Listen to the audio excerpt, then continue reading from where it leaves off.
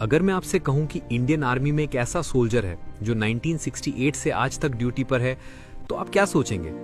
लेकिन रुकिए, वो सोल्जर 1968 में शहीद हो चुके थे। फिर भी उसकी सैलरी आती रही, उसे प्रमोशन मिलती रही, हर साल ट्रेन में उसकी सीट रिजर्व होती थी और चाइना की आर्मी, भारत की दुश्मन, उसके लिए मीटिंग में एक कुर्सी खाली छोड़ती है। आज भी ये कोई हॉरर स्टोरी नहीं है, ये कोई फिल्म नहीं है, ये इंडियन आर्मी का ऑफिशियल रिकॉर्ड है। 14,000 फीट की ऊंचाई पर -25 डिग्री में जहां सांस लेना मुश्किल है, वहां एक जवान की रूह आज भी पहरा दे रही है। उसका नाम है बाबा हरभजन सिंह। और अगले कुछ मिनटों में मैं आपको वो सब बताऊंगा जो शायद ये स्टोरी सुनकर आप इसे भूल नहीं पाएंगे। तो शुरू करते हैं शुरू से। 30 अगस्त 1946 पंजाब के गुजरांवाला जिले में एक छोटा सा गांव है सदराना।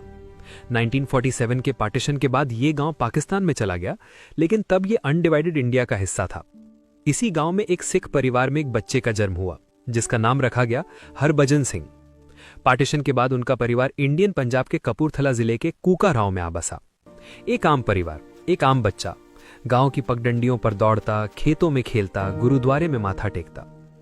हरभजन सिंह ने अपनी पढ़ाई अपने गांव के स्कूल से शुरू की। फिर उन्होंने पट्टी के डीएवी हाई स्कूल से मैट्रिकुलेशन कंप्लीट किया मार्च 1965 में। वो जमाना था जब देश अभी अभी 1962 के चाइना वॉर के जख्मों से उभर रहा था।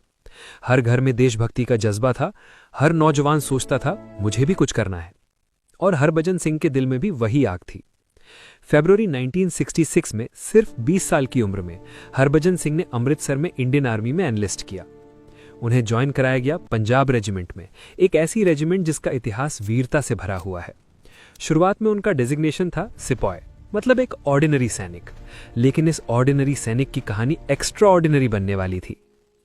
ट्रेनिंग के बाद हरभजन सिंह को पोस्टिंग मिली ईस्टर्न सिक्किम में, नाथुला पास के पास। और यहीं से शुरू होती है वो कहानी जो आज पूरी दुनिया जानती है। नाथुला को समझना जरूरी है। नाथुला एक माउंटेन पास है हिमालय में, सिक्किम और तिब्बत को जोड़ने वाला। समुद्र तल से इसकी ऊंचाई है करीब 14,140 फीट, यानी लगभग 4,310 मीटर। यहां का तापमान -25 से 30 डिग्री सेल्सियस तक चला जाता है। यहां ऑक्सीजन इतनी कम है कि नॉर्मल इंसान कुछ मिनट में बेहोश हो जाए। ब्लिजर्ड्स आते हैं बिना वार्निंग के, रास्ते गायब हो जाते हैं बर्फ में। और यहां एक तरफ इंडिया है, दूसरी तरफ चाइना। 1962 के इंडिया चाइना वॉर के बाद यह बॉर्डर हमेशा टेंस रही। 1967 में तो यहां नाथुला क्लैश हुआ था, एक डायरेक्ट मिलिट्री कॉन्फ्रंटेशन जिसमें दोनों तरफ के सैनिक शहीद हुए थे। ऐसी जगह पर तैनाती, ऐसी जिम्मेदारी, और इस जिम्मेदारी को निभाने के लिए तैनात था सिपॉय हरभजन सिंह। साथी जवान उन्हें प्यार से भजन बुलाते थे। वो बेहद रिलीजियस थे, गुरबानी पढ़ते, सिमरन करते, इसलिए उनके साथियों ने बाबा कहने लगे थे। बाबा, ये नाम उन्हें तब मिला जब वो जिंदा थे, लेकिन ये नाम उनके शहीद होने के बाद पूरी दुनिया में गूंजेगा ये किसी को नहीं पता था। 4 अक्टूबर 1968 हरभजन सिंह को उस दिन एक जिम्मेदारी दी गई थी, मल कॉलम को एस्कॉर्ट करना, मतलब खच्चरों के काफिले के साथ जाना जो आर्मी के लिए जरूरी सामान और एम्यूनेशन ले जा रहा था। रास्ता था टुकुला से डोंगचुइला तक। पहाड़ी रास्ते, संकरी पगडंडियां, और नीचे बह रही थी एक तेज धारा, बर्फीला ठंडा पानी। उस दिन कुछ ऐसा हुआ जो किसी ने नहीं सोचा था। हरभजन सिंह का पैर फिसला और वो गिर गए उस तेज बहती नदी में। वो बर्फीला पानी जो हड्डियों को जमा दे, उसमें सिपॉय हरभजन सिंह शहीद हो गए। साथियों ने ढूंढा, चिल्लाए, लेकिन उस रात वो नहीं मिले। आर्मी ने तुरंत सर्च पार्टी लगाई, पूरे इलाके की छानबीन हुई, लेकिन हरभजन सिंह का कोई पता नहीं था। 3 दिन बीत गए, 3 दिन की तलाश, 3 दिन की उम्मीद और 3 दिन की बेचैनी। और फिर हुआ वो जिसे आज तक कोई एक्सप्लेन नहीं कर पाया। हरभजन सिंह के एक साथी सैनिक प्रीतम सिंह को एक रात सपना आया। सपने में हरभजन सिंह आए, उन्होंने बताया मैं कहां हूं, उन्होंने एग्जैक्ट लोकेशन बताई। प्रीतम सिंह अगले दिन उठे, उन्होंने अपना सपना साथियों को बताया। सर्च पार्टी उस लोकेशन पर गई और वहां हरभजन सिंह का शव मिला। उनकी राइफल भी उसी जगह थी जैसा सपने में बताया गया था। यह इत्तेफाक था या कुछ और? आर्मी के जवानों के लिए सवाल का जवाब क्लियर था। हरभजन सिंह के पार्थिव शरीर का फुल मिलिट्री ऑनर्स के साथ क्रिमेशन हुआ। उनकी अस्थियां उत्तराखंड में गंगा में प्रवाहित की गई। लेकिन यह कहानी का अंत नहीं था, यह तो शुरुआत थी। बाबा के शहीद होने के कुछ दिन बाद जवानों ने महसूस करना शुरू किया कुछ अजीब। हरभजन सिंह के शूज, जो शूज उनके श्राइन में रखे थे सुबह साफ होते और अगली सुबह मिट्टी लगी होती, जैसे रात को उन्हें कोई पहन कर गया हो पेट्रोल पर। उनकी बेडशीट सुबह तय करके रखी जाती और कभी कभी वो क्रम्पल्ड मिलती, जैसे कोई सोया हो। जवानों के सपने, एक के बाद एक जवानों ने रिपोर्ट किया हरभजन सिंह उनके सपने में आए। उन्होंने खतरे की चेतावनी दी, एनिमी के प्लान्स बताए, और जो जवान ड्यूटी के दौरान सो जाते थे कुछ ने तो थप्पड़ महसूस किया, तेज थप्पड़। जागने पर आसपास कोई नहीं। जवान खुद कहते हैं बाबा जी ने जगाया। यहां एक बात और है जो शायद सबसे हैरान करने वाली है। People's Liberation Army of China, वही चाइना जो इंडिया का दुश्मन माना जाता है, उन्होंने भी बाबा हरभजन सिंह का लोहा माना।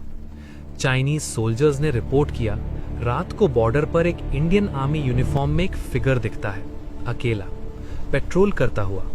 और इंडिया चाइना के बीच होने वाली फ्लैग मीटिंग्स जो नाथुला पर होती हैं, उनमें चाइनीज आर्मी एक कुर्सी खाली रखती है बाबा हरभजन सिंह के लिए। ये ऑफिशियली डॉक्यूमेंटेड है, ये किसी ने बनाई हुई बात नहीं है। एक देश का दुश्मन भी जब किसी के सामने झुके तो समझिए उस शख्स की रूह में कितनी ताकत है।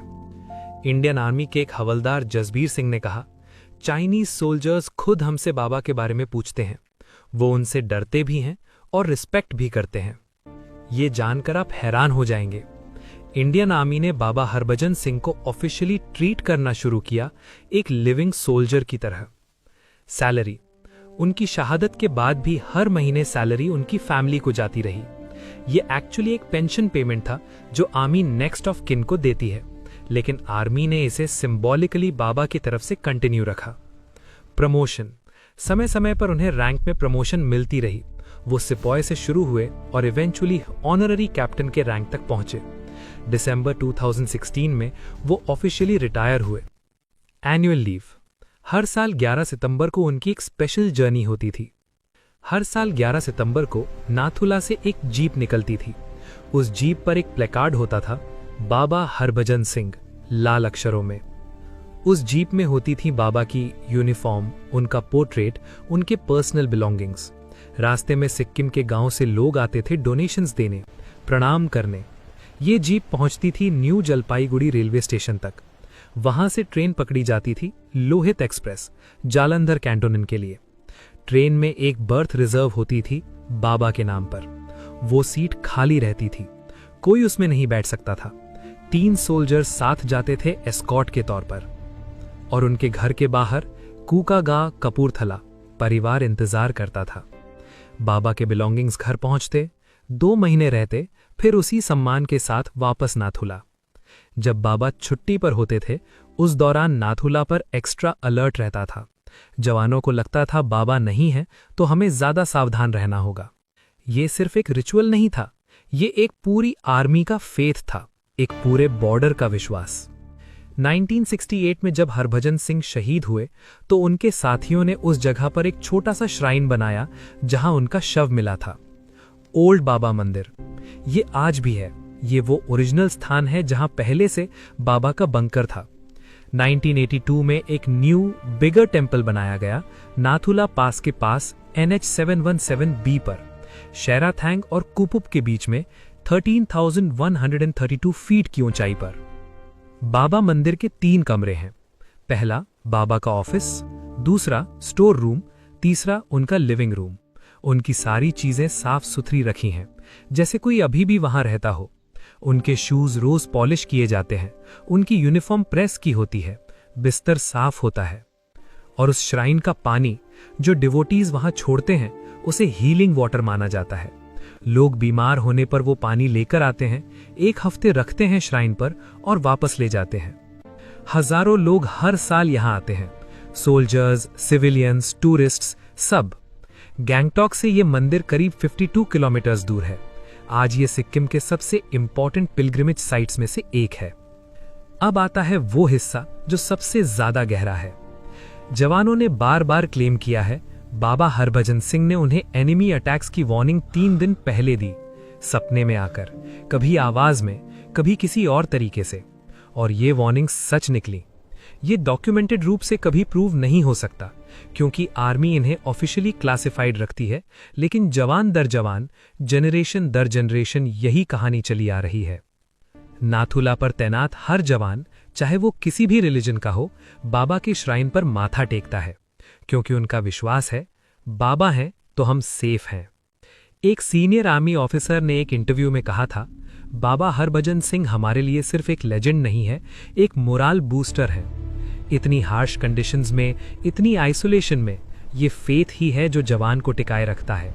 और ये बात बिल्कुल सही है।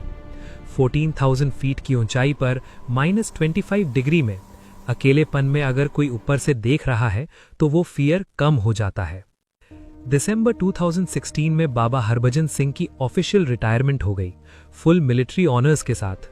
वो ऑफिशियली उस साल 70 साल के होते और आर्मी रूल्स के अकॉर्डिंग उन्हें रिटायर कर दिया गया, ऑनररी कैप्टन के रैंक पर। एनुअल लीव का रिचुअल बंद हुआ। उनकी मां भी उसी साल गुजर गई। पेंशन पेमेंट्स जो फैमिली को जाती थीं, वो भी उस अनुसार एडजस्ट हुई। लेकिन एक चीज नहीं बदली, बाबा मंदिर आज भी है। आज भी उनके शूज पॉलिश होते हैं, आज भी हजारों लोग आते हैं, आज भी चाइनीज आर्मी मीटिंग्स में वो चेयर खाली रहती है। और आज भी नाथुला के उस बर्फीले दर्रे पर जवान कहते हैं, बाबा देख रहे हैं। बाबा हरभजन सिंह के श्राइन पर एक इंस्क्रिप्शन है, एक प्रेयर। ये सिखिज्म की एक अरदास से इंस्पायर्ड है और इसे पढ़कर लगता है जैसे हरभजन सिंह ने खुद यही मांगा था अपनी पूरी जिंदगी में। हे ईश्वर, मुझे ये वरदान दो कि मैं कभी नेक काम से न डरूं, जब भी युद्ध में जाऊं तो बिना डर के लड़ूं, और जब मेरे जीवन के अंतिम दिन आए तो मैं रणभूमि में लड़ते हुए मरूं। और सच में हरभजन सिंह ने यही पाया। वो ड्यूटी पर थे, वो लड़ रहे थे अपनी तरह से, और वो शायद आज भी लड़ रहे हैं। आज नाथुला पर अगर आप जाएं तो आपको वो बाबा मंदिर मिलेगा, साफ सुथरा, शांत, बर्फ से ढका हुआ। उनकी यूनिफॉर्म वहां है, उनके शूज वहां है, उनकी कुर्सी वहां है, और उस श्राइन पर हर दिन जवान आते हैं, माथा टेकते हैं और आगे बढ़ते हैं अपनी ड्यूटी पर। अगर इस कहानी ने आपको टच किया तो लाइक जरूर करें और कमेंट में लिखें जय हिंद, बाबा को श्रद्धांजलि के रूप में। अगला वीडियो भी ऐसी ही एक रियल स्टोरी पर होगा, तो सब्सक्राइब करें और बेल आइकन दबाएं। मिलते हैं अगली कहानी में। जय हिंद। बाबा हरभजन सिंह अमर रहे।